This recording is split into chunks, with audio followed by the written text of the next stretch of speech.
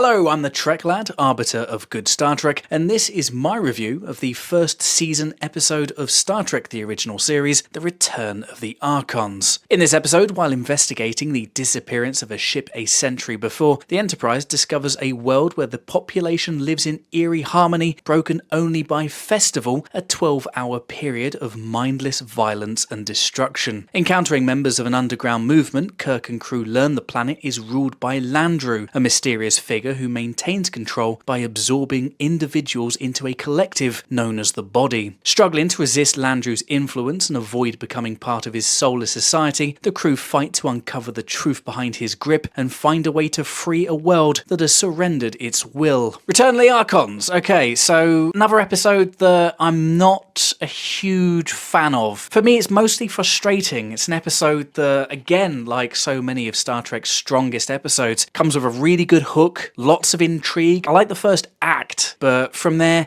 the episode comes off the rails, and the rest of the episode is just mostly a waste of potential. The episode gets off to a really strong start. Sulu and a member of the crew running down a street. What's going on here? What are they running away from? What could possibly be scaring trained Starfleet officers so much that they're practically begging to be beamed aboard? This is all good, and the next scenes where Kirk and the away team beam down, they discover this society of strange people, really docile, kind of walking around in this kind of robotic, really unnatural way. It's visually striking. That kind of ramps up even further when the clock strikes 6 and we're introduced to this concept of the Red Hour, or Festival as it's mostly called in the episode. This is crazy. The entire society just collectively loses its shit. People start ripping off their clothes, people start fighting, practically every single window in the street is destroyed, everything is just smashed up. Quite a shocking visual. What could control a society to behave this way? Why are they behaving this way? Later on in the episode, there's this moment when Landru controls the townspeople, takes control of them, they all just stop and they slowly bend over and pick up any kind of old weapon that they possibly can, and then they turn on Kirk and they kind of converge in this really slow, robotic, creepy way. Actually, for me, it conjures images of the zombies from the Romero movies, and that's quite impressive considering the fact that this episode predates the Night of the Living Dead by like a couple of years. I think it's like 3 or 4 years. During that moment when the townspeople converge on Kirk and the away team, we find out that one of the other crew members, the one that was with Sulu at the beginning of the episode, has been fully assimilated into the society. All this is very reminiscent of what would become the Borg. This feels very proto-Borg. It feels like some seeds were being sown here. Was this the beginning of the idea that would become the Borg? This central controlled society where its leader is bent on peace and perfection, pulling disparate people into one singular community. Definitely some Borgy vibes here, which I like a lot. Generally speaking, Landru's society raises all sorts of interesting thematic ideas to talk about. Man versus machine, and what can be lost in us if we give ourselves over to the machine. This is a good idea that we see explored, like I said, a bunch of times, and it's definitely explored here in a unique way. This is all pretty good, but I feel like as soon as they leave the streets, as soon as we start getting introduced to these kind of cheap looking dungeon sets, the episode, the middle portion, it just starts to sag, and it really loses its momentum in a way that, I mean, disengaged me. My interest started to wane at this point. You know, we end up in this dungeon, we were introduced to the resistance fighters. There's a bit of a confusion that's going on here. As Kirk and the away team enter this house, this kind of hotel, we're introduced to this group. At least 2 of them are resistance fighters. One of them seems extremely antagonistic and runs away, and then comes back later on with 2 lawgivers. And that, to me, kind of raised some questions. Like, he seems to be in control of his faculties. He seems to not be losing his shit in the streets like everybody else. Is he under control? Is he part of Landru's body? What's going on there? The resistance, I don't think they're very well defined. He's got a daughter who we see earlier on in the episode. She never comes up. We never see her again. I think her name is Tila. It's heavily implied as well that she is sexually assaulted, which is a really dark idea that the episode definitely suggests. We think that she's going to factor into the rest of this episode, but she never shows up again, which is really, really strange. I'll talk about that more in a minute. But yeah, the Resistance, the underground movement, they lead them to this dungeon, to their kind of underground resistance base. The lawgivers don't have a problem finding this place, so definitely not the most strategically positioned underground base, but anyway, I digress. This whole section is just very muddy and dull and just kind of bogged down in quite a lot of repetitive dialogue. Kirk, the away team, the resistance movement, they're just speculating on what Landru is and what this society is, what is the body, and it just feels very repetitive. It just doesn't really feel like it's going anywhere. It feels to me in these middle sections that the episode is just kind of spinning its wheels a little bit, just kind of trying to pad out time because they have to get to that 50-minute runtime somehow. In the middle of this sequence, while nothing's really happening, at least nothing that I find to be particularly interesting or engaging, it makes me start thinking about the more interesting stuff that we got at the start of the episode. Just thinking about that a little bit more raised all sorts of questions that ran the risk of massively breaking this episode for me. What is Festival? Why is Festival 12 hours long? Does Festival happen every day? Perhaps the biggest, most pressing question, who cleans up?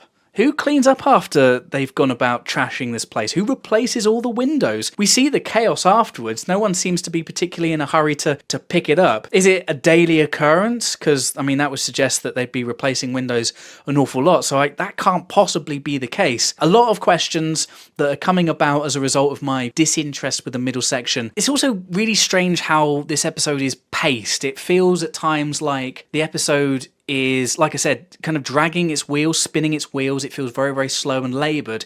And yet, when we then progress and the episode starts to pick up again, it then starts to get a little bit too rushed. There's definitely some pacing issues in this episode. The moment when Kirk is taken away by the lawgivers and it's implied that he's been brainwashed, and we meet Marplan, who is then revealed to be the third member of the underground movement. Kirk is brainwashed. We're given the impression that he's now been absorbed into Landru society. But then seconds later, we find out that no, that's not actually the case. It was all faked. He's not brainwashed. And Marplan, he's the resistance guy. That's all really, really good. But this happens so quickly. And I feel like the episode could have had a bit of fun with this idea of a brainwashed Kirk. I mean, yes, pretending, not brainwashed, but they could have at least given us at least 5 minutes where we thought that that was actually the case, but they don't. They speed run through this whole section, and I think it's a wasted, missed opportunity. And all this leads to the climax where we find out that Landru is not actually the person that's being projected around town. He's actually a computer,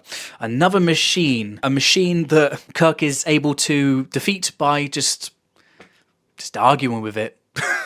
Yeah, Kirk arguing with a machine and ultimately gaslighting it into blowing itself up. It's something that we'd see in quite a few other episodes of the show. We'd see it happening in The Ultimate Computer, I Mud. We'd also see it in The Apple. Does it happen in The Apple? No, we'd see it in another episode. The Changeling. We'd see it happen in The Changeling as well. And this very good track record against the machines. 6,000 years and in comes Kirk and basically just kind of does a bit of circular logic, and the computer's like, can't compute with this. No, sparks, flames, all this kind of stuff. You'd think that Landru, existing for as long as it has, powerful as it's presented to be, would be a little bit stronger than this. I mean, from an entertainment standpoint, from a goofiness, I guess you can watch this and just enjoy it for what it is. But it is silly. And I think the reason why I'm a little harder on this episode than, say, maybe some other people is because I just see the missed opportunities here. There's an episode here that could have been up there as one of the best of the show. The episode begins with the Enterprise searching for the Archon, this ship that went missing a century before. We later find out in the episode that the Archon,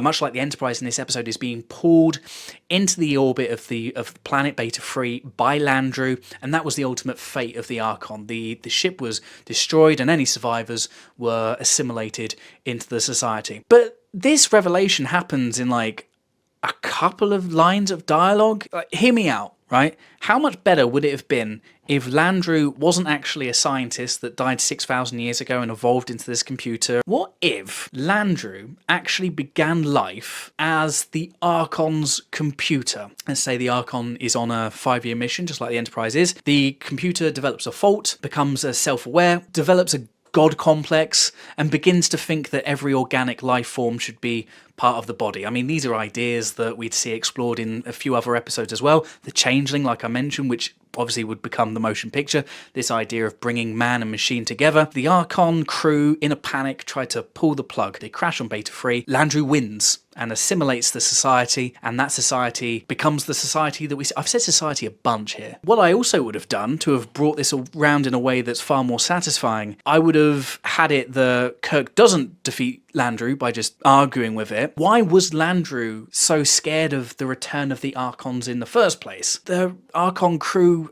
knew where the off switch was. So, what if the daughter of the Resistance is a descendant of the Archon's original captain? She is the one that is in possession of, I don't know, like a prefix code, a bigger prefix code that could shut down Landru. And so she's reincorporated, Spock works it out, he brings in this young woman, and together they're able to turn off Landru and restore the soul to Beta 3. I think that would be really, really cool. And it would tie in the whole fate of the Archon, and I think it would just bring this together in a way that would just make a bit more sense, be a bit more cohesive, and wouldn't resort to Kirk just, you know, getting into a slanging match with a machine and ultimately winning. Return of the Archons has some really interesting ideas, but it's just buried under layers of boring, tedium, dull stuff, and the end result is just a bit of a confusing and ultimately unsatisfying episode. I really like the start of this episode, really intriguing, a really good hook, but it's let down by poor pacing, confused world building that raises more questions than answers, and a climax that, like I said, we'd get a few too many times. It's a frustrating episode. There's some really good stuff here, and I think ultimately the legacy of this episode is one that had a lot of potential